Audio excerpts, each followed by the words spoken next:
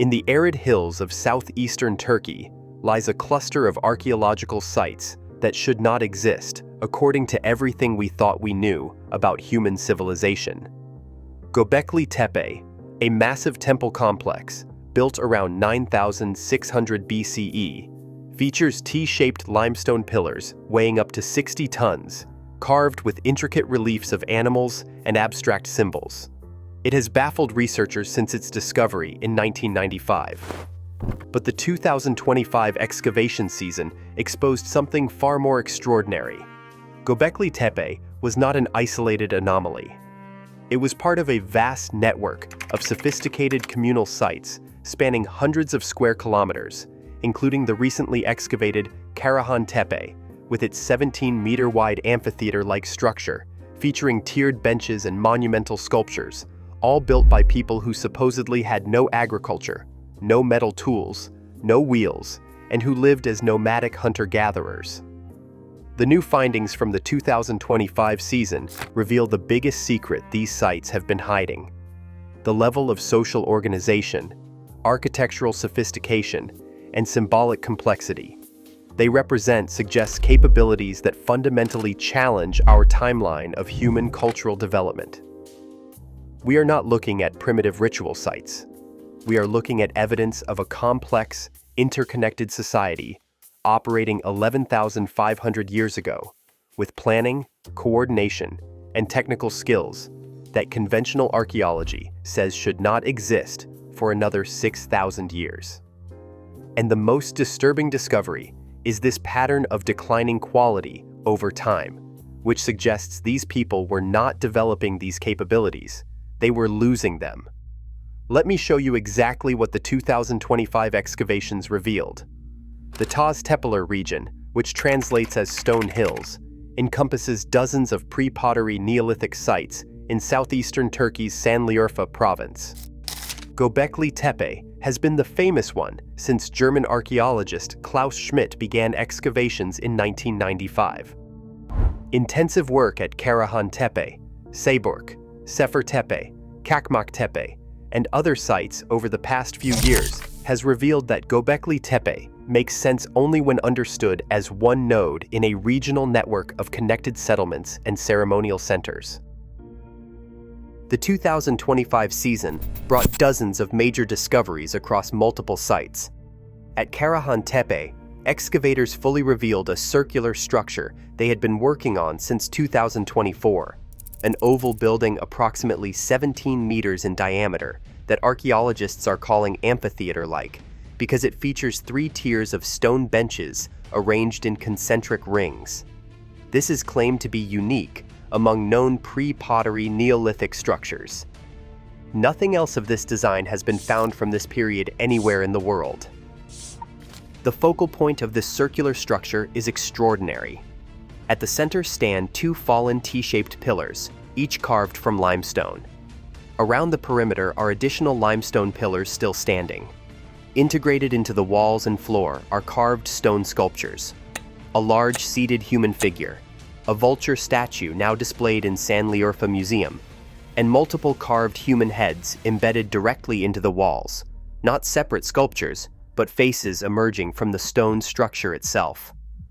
Think about what this represents.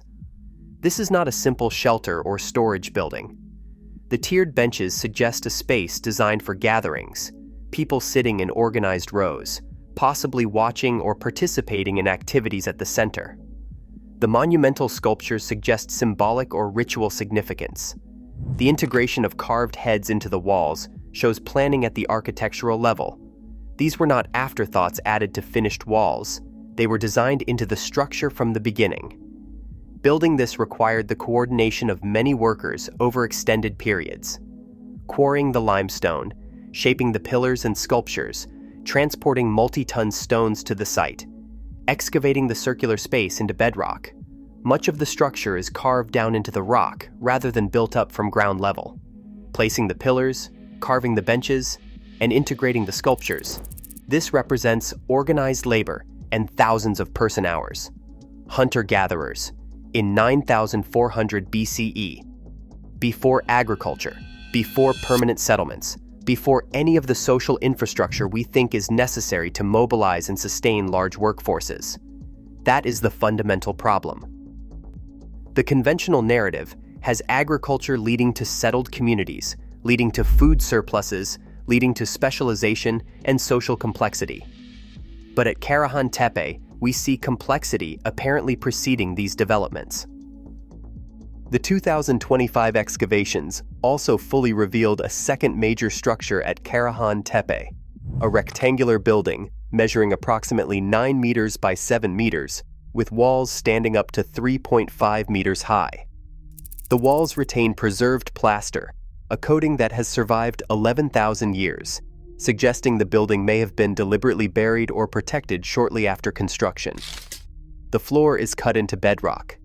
Against the walls are 2-step benches carved from stone.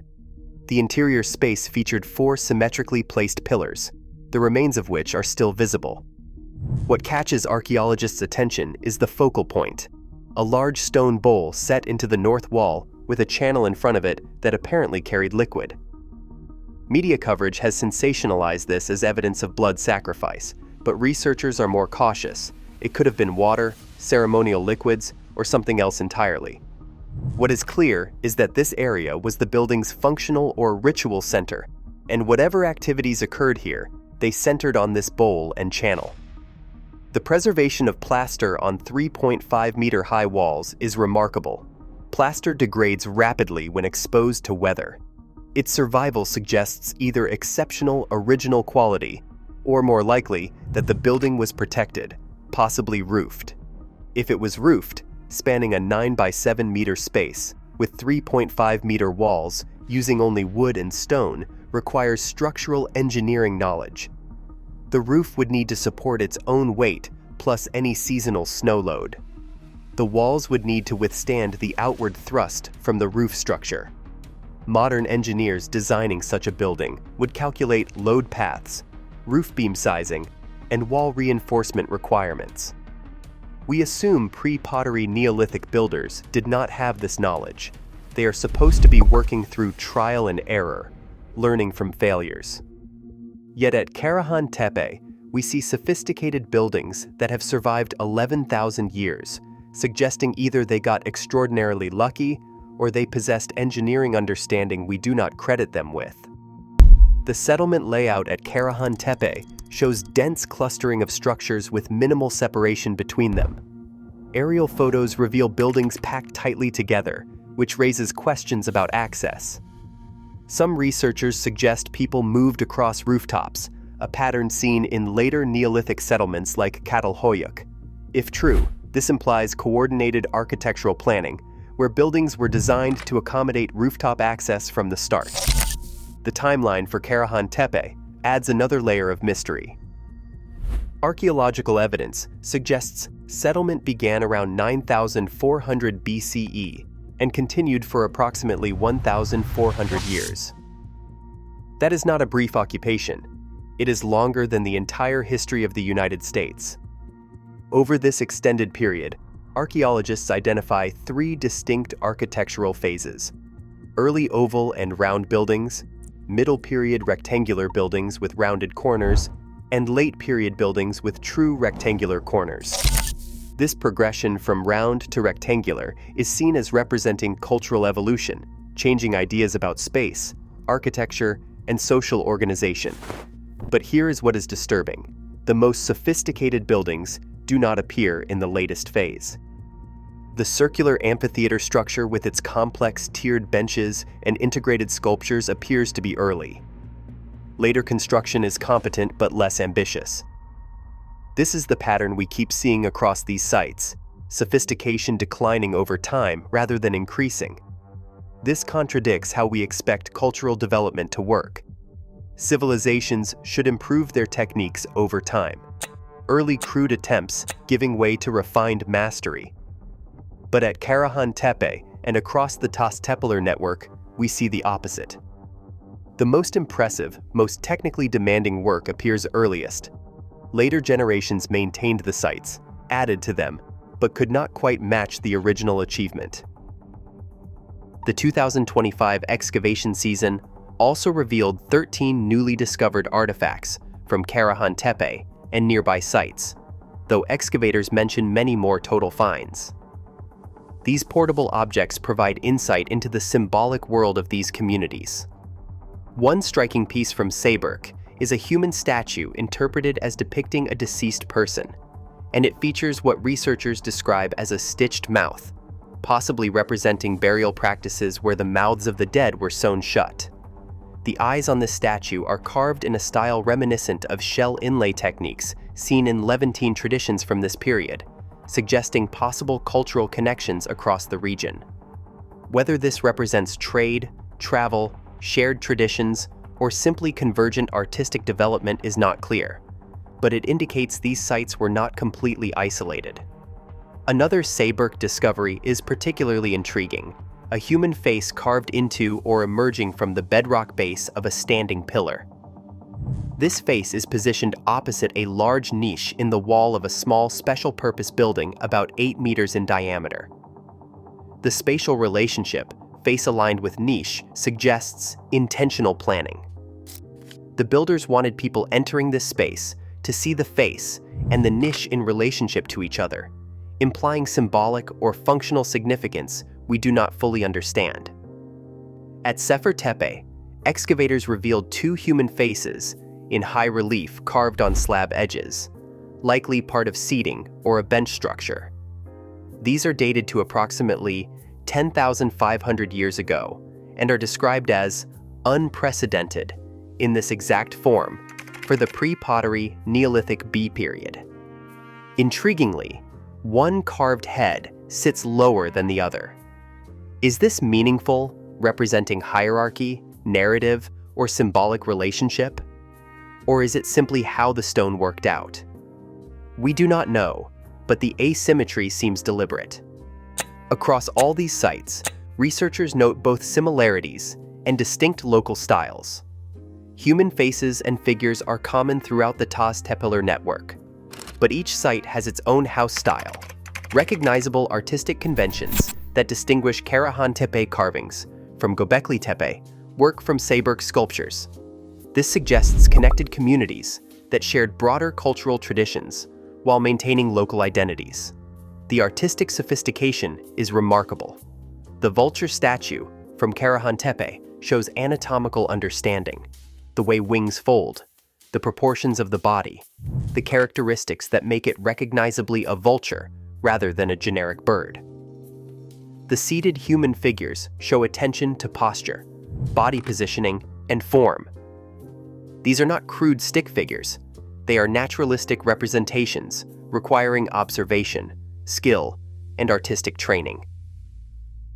The 2025 artifacts also include animal statues and figurines, female limestone figures from slightly later periods at nearby sites, and an explosion of beads and amulets. One site appears to have been a bead production hub, with evidence of specialized manufacturing. Items include a 2-faced basalt bead, a small frog amulet, patterned and zoomorphic pieces, and carved blocks featuring snake or eel motifs. The volume and variety of these objects challenge the simple hunter-gatherer label. Bead production requires specialized skills, drilling stone with consistent hole sizes, shaping symmetrical forms, and polishing surfaces. Drilling stone without metal tools is difficult, and it requires harder stone or flint drills, abrasive sand, and sustained patient work. If one site specialized in bead production, that implies trade and exchange networks. People were making items not just for themselves, but for distribution to other communities. This is economic specialization, which we typically associate with settled agricultural societies, not mobile hunter-gatherers. It suggests some people spent significant time producing beads rather than procuring food, and that implies others produced surplus food to support the specialists. This is the beginning of economic complexity, division of labor, specialization, and exchange networks. The symbolism across the sites shows patterns. Researchers describe an evolution from animal-dominated imagery in earlier phases toward an increasing focus on human representations in later periods. At Göbekli Tepe, the famous T-pillars are carved with detailed reliefs of lions, foxes, snakes, scorpions, and birds, a menagerie of wild animals rendered with anatomical accuracy. At Karahan Tepe and later sites, human figures become more prominent, including seated statues, embedded faces, and relief carvings.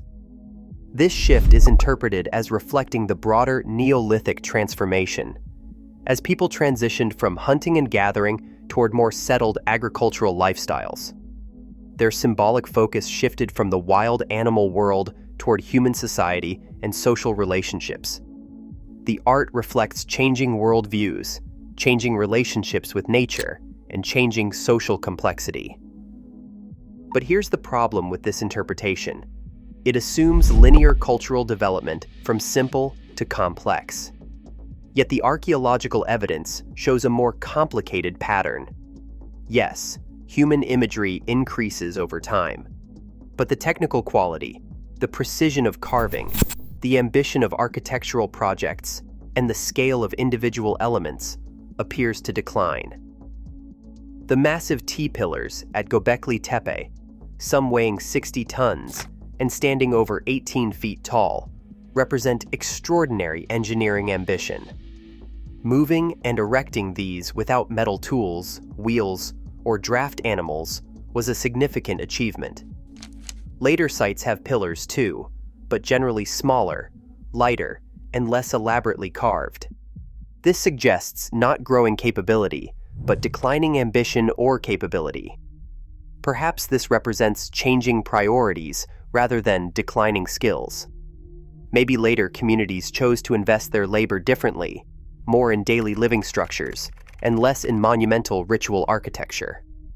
Or perhaps the knowledge required to create the largest pillars was lost, or became too difficult to maintain as populations changed or resources shifted. The biggest revelation from the 2025 season is not any single discovery. It is the cumulative weight of evidence showing that Göbekli Tepe makes sense only as part of a larger regional system. For years, Göbekli Tepe was treated as an isolated mystery, an inexplicable temple complex appearing out of nowhere, built by hunter-gatherers for unknown reasons, then deliberately buried and abandoned. But now we see Göbekli Tepe within context. It is one of dozens of connected sites spanning the region. The architectural styles, symbolic motifs, artifact types, and construction techniques show clear connections. These were not isolated groups stumbling independently onto similar ideas. They were connected communities sharing knowledge, possibly coordinating labor, and definitely exchanging ideas and goods. This connected network suggests social complexity far beyond the simple hunter-gatherer band model. We are looking at a regional society with multiple permanent or semi-permanent settlements, specialized architecture, symbolic systems shared across sites, economic networks involving production and exchange, and the organizational capability to mobilize labor for major construction projects. All of this existed in the Pre-Pottery Neolithic, before agriculture was supposedly established, and before the social infrastructure for complex societies supposedly existed. That is the fundamental challenge these sites present. They date 6,000 years before Mesopotamian city-states, and 7,000 years before Egyptian pyramids. Yet they show organizational and technical capabilities we associate with those later civilizations. Either our models of how civilization develops are incomplete, or we are missing crucial information about pre-pottery Neolithic societies. The conventional narrative says agriculture led to settled communities, which led to food surpluses, specialization, social complexity, and eventually cities and states. But at Tepeler, we see complexity apparently preceding agriculture, sophisticated construction apparently preceding settled villages, and symbolic elaboration apparently preceding the economic base we think is necessary to support it. Some researchers argue that Göbekli Tepe and related sites actually catalyzed the development of agriculture. The need to support large gatherings for ritual or social purposes, they say, drove people to develop more intensive food production, and that process eventually led to full agriculture. This idea inverts the traditional causality, making religion a driver of economic change, rather than the result of economic change. Others suggest we are simply not recognizing the economic base that supported these sites. Perhaps pre-pottery Neolithic peoples in this region had developed intensive wild plant harvesting and game management that provided surpluses without technically being agriculture. Perhaps the abundant resources of the region, wild grains, nuts, and game animals, allowed unusually large and stable hunter-gatherer populations that could support specialized construction and ritual activity. In this view, local resource richness made possible levels of complexity that would not be possible elsewhere. The area around Göbekli Tepe was part of the Fertile Crescent, where wild ancestors of wheat, barley, and other domesticated crops grew naturally. Wild game was abundant, and water sources were reliable. In this particularly rich environment, hunter-gatherers could reach population densities and social complexity that look surprising to us now. Even so, these explanations struggle with the technical achievements. Building the structures at Karahan Tepe and Göbekli Tepe required knowledge of stoneworking, quarrying, transport, and construction that seems remarkably sophisticated. The T-pillars at Göbekli Tepe weigh up to 60 tons. Moving them even short distances without metal tools, wheels, or draft animals represents a significant engineering challenge. The precision of the carving is equally challenging. The animal reliefs at Göbekli Tepe show anatomical detail and artistic skill that indicate trained specialists, not casual hobbyists. The integrated architectural sculptures at Karahan Tepe, faces emerging from walls and seated figures placed at focal points, show planning and execution that require sustained skill development. These are clearly technical accomplishments. Where did these skills come from? If these sites represent the earliest development of monumental architecture, we should see fumbling early attempts, gradual improvement, and learning curves. Instead, we see sophisticated work from the beginning, with some later additions showing declining quality. That pattern suggests inheritance rather than simple innovation, people maintaining and adding to traditions established earlier, but not quite reaching the original level of achievement. Could there have been even earlier phases of development that we have not yet found? Possibly. Only a fraction of these sites has been excavated. Göbekli Tepe has revealed only about 5% of its total area. The broader region likely contains hundreds of similar sites that are not yet discovered or investigated. Ground-penetrating radar and other survey techniques continue to identify new sites across southeastern Turkey, and ongoing work will uncover more evidence. But the current evidence shows a pattern. Remarkable sophistication appearing from 9,600 to 9,400 BCE, continuing with variations for over a millennium, and then declining or transforming as the pre-pottery Neolithic gave way to later periods. What this pattern represents, whether an indigenous development reaching its peak and then declining, or the inheritance of knowledge from even earlier unknown cultures, remains an open question. The 2025 discoveries underscore that we are dealing with a regional phenomenon, not isolated sites. The Tepeler network shows connected communities with shared cultural traditions operating across southeastern Turkey 11,500 years ago. They built monumental architecture that required coordinated labor. They created sophisticated symbolic art that required trained specialists. They maintained sites for over 1,000 years, which required social continuity and knowledge transmission.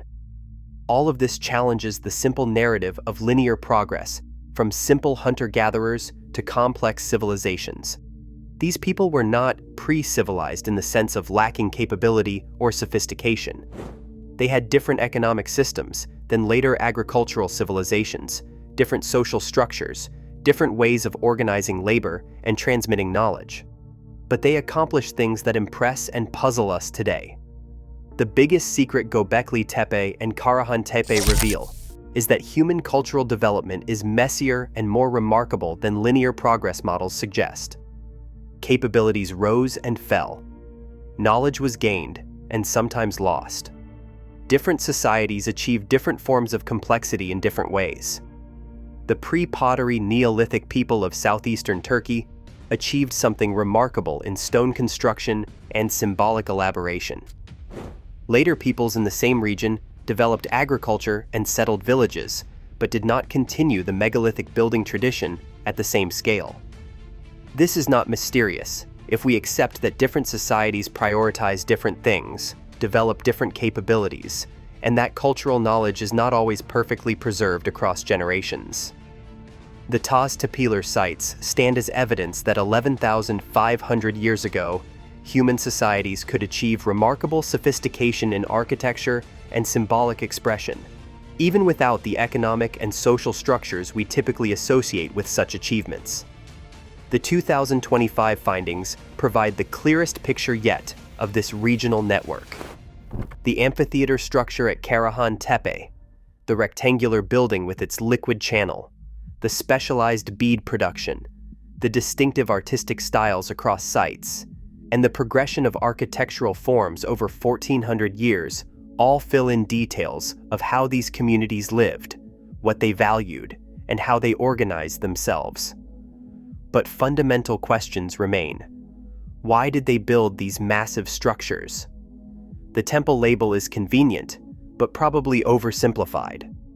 Were they gathering places for periodic feasts, ritual centers for regional ceremonies, astronomical observatories, or meeting halls for trade and social exchange? Probably some combination, multifunctional spaces that serve different purposes at different times. Why did the tradition decline? Did environmental changes make it unsustainable? Did social structures shift in ways that no longer supported monumental construction? Did the knowledge become too difficult to maintain as populations changed? We do not have definitive answers, only the archaeological pattern of declining ambition and quality over time. What do you think? The 2025 findings from Göbekli Tepe, Karahan Tepe, and the broader Tepeler network reveal a connected regional society operating with organizational and technical complexity that challenges our timelines of cultural development. These are real structures, measurable artifacts, documented excavations showing capabilities that should not exist in 9,400 BCE, according to conventional models. The questions they raise about pre-pottery Neolithic capabilities are genuine, and the biggest secret they reveal is that human history is more complex and more surprising than the simple narratives we have constructed about the orderly rise of civilization from simple beginnings to complex states. The biggest secret Göbekli Tepe and Karahan Tepe reveal is that human cultural development is messier and more complex than linear progress models suggest. Capabilities rose and fell, knowledge was gained and sometimes lost, and different societies achieved different forms of complexity in different ways. The pre-pottery Neolithic people of southeastern Turkey achieved something remarkable in stone construction and symbolic elaboration. Later peoples in the same region developed agriculture and settled villages, but they did not continue the megalithic building tradition at the same scale. This is not mysterious if we accept that different societies prioritize different things, develop different capabilities, and that cultural knowledge is not always perfectly preserved across generations. The Tepeler sites stand as evidence that 11,500 years ago, human societies could achieve remarkable sophistication in architecture and symbolic expression, even without the economic and social structures we typically associate with such achievements. What do you think?